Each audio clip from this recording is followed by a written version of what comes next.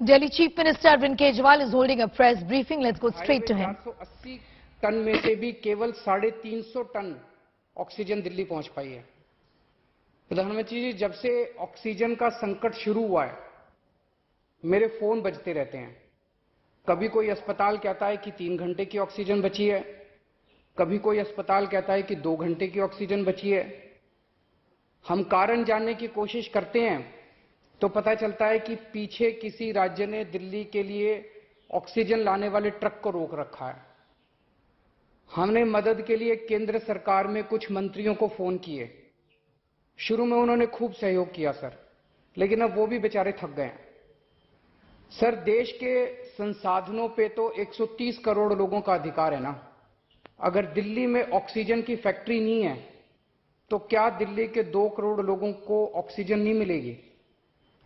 जिस राज्य में ऑक्सीजन की फैक्ट्री है, क्या वो दिल्ली की ऑक्सीजन रोक सकते हैं? ऐसे में हम क्या करें? सर, मैं आपका बेहद शुक्रिया अदा करना चाहता हूं कि आज आपने ये मीटिंग बुलाई है। बहुत सही समय पे ये मीटिंग बुलाई है। पर सर, मैं आज ये जानना चाहता हूं कि अगर आज या कल या किसी भी टाइम हमारे दिल्ली के किसी अस्पताल में अगर 1 घंटे की, आधे घंटे की, 2 घंटे की ऑक्सीजन बच जाए और लोगों की मरने की नौबत आ जाए, तो मैं फोन उठा के केंद्र सरकार में किससे बात करूं? सर, मैं ये जानना चाहता हूं कि अगर कोई राज्य दिल्ली के कोटे की ऑक्सीजन का ट्रक रोक ले तो मैं फोन उठा के किससे बात करूं? हालत काफी ज्यादा गंभीर हो चुके हैं सर। हम अपने लोगों को मरने के लिए तो नहीं छोड़ सकते। हमें लोगों को यह विश्वास दिलाना पड़ेगा कि एक एक जिंदगी हमारे सबके लिए कीमती है।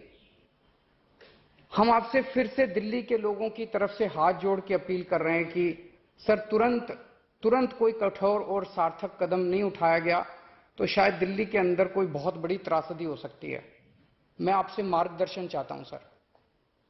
सर, कुछ ही राज्य हैं जहां से मैक्सिमम दिल्ली की ऑक्सीजन आती है और जहां सबसे ज्यादा दिक्कत आ रही है और जहां सबसे ज्यादा हमारे ऑक्सीजन के ट्रक रोके जा रहे हैं। मेरी आपसे विनती है, अगर आप उन राज्यों के मुख्यमंत्री को एक बार बोल दें, फोन कर दें कि हमारे ऑक्सीजन के ट्रक ना रोकें, तो दिल्ली के लोगों को ऑक्सीजन मिल जाएगी। आपका एक फोन ही बहुत है सर उनको। दिल्ली के 2 करोड़ लोगों की तरफ से मैं आज आपसे हाथ जोड़ के विनती कर रहा हूं कि सर, आप हमारी मदद कर सकते हैं। आप कृपया हमारी मदद कीजिए और अस्पताल में लोगों को, ताकि ऑक्सीजन मिल जाए। ऑक्सीजन की कमी के कारण अस्पताल में जो हालत बने हुए हैं वो अब देखे नहीं जाते। लोग बहुत ज्यादा तकलीफ में हैं सर। पूरी रात हम सो नहीं पाते, नींद नहीं आती। इनका मुख्यमंत्री होते हुए भी मैं कुछ नहीं कर पा रहा। डर लगता है कि ऑक्सीजन की कमी से कहीं कोई बड़ा हादसा ना हो जाए। ईश्वर ना करे, अगर ऑक्सीजन ना मिलने से कुछ अनहोनी हो गई तो हम सब कभी अपने आप को माफ नहीं कर पाएंगे। प्रधानमंत्री जी, कोरोना से देश को बचाने के लिए एक नेशनल प्लान बनना चाहिए। इस नेशनल प्लान के अंतर्गत देश के सभी ऑक्सीजन प्लांट्स को तुरंत आर्मी के जरिए केंद्र सरकार टेक ओवर करे। ऑक्सीजन प्लांट से निकलने वाले हर ट्रक के साथ एक आर्मी का एस्कॉर्ट व्हीकल रहेगा, तो कोई उस ट्रक को फिर आगे रोक नहीं पाएगा। सर, दिल्ली का जो ऑक्सीजन का कोटा आपने बढ़ाया, हम उसके बड़े शुक्रगुजार हैं, लेकिन उसमें लगभग 100 टन ऑक्सीजन उड़ीसा और वेस्ट बंगाल से आनी है। हम परसों से, जब से कोटा बढ़ा है, हम कोशिश कर रहे हैं उस ऑक्सीजन को दिल्ली लाने की।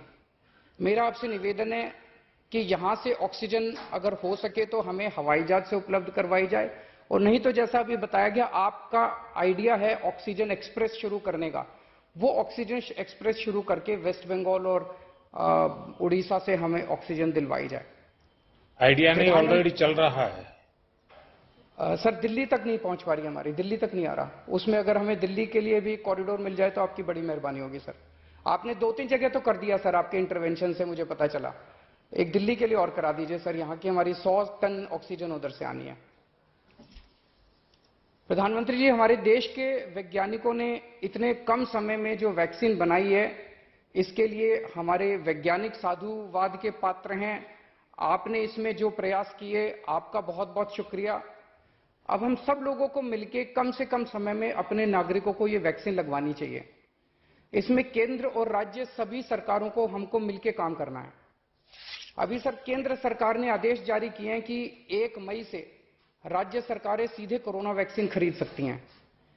इसके बाद एक वैक्सीन की कंपनी ने अपने रेट जारी किए हैं कि वो केंद्र सरकार को 150 रुपए में और राज्य सरकारों को 400 रुपए में देंगे।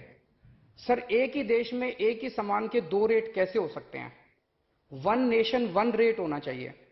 सारे देश को एक ही दाम पे वैक्सीन मिलनी चाहिए। अगर देश एक है तो वैक्सीन का दाम भी तो एक ही होना चाहिए। तो मैं आपसे निवेदन करता हूं कि केंद्र सरकार को, राज्य सरकारों को एक ही रेट पे वैक्सीन मिले। जिस रेट पे केंद्र सरकार को वैक्सीन मिल रही है उसी रेट पे राज्य सरकारों को भी वैक्सीन मिलनी चाहिए। सर हर एक जान हम सब लोगों के लिए कीमती है। हमें ये एहसास हर भारतीय को इस वक्त कराना होगा। इसलिए मेरा मानना है कि देश में सबको दवाई, सबको वैक्सीन और सबको ऑक्सीजन मिलनी चाहिए और बिना किसी विवाद और बिना किसी रुकावट के ये मिलनी चाहिए।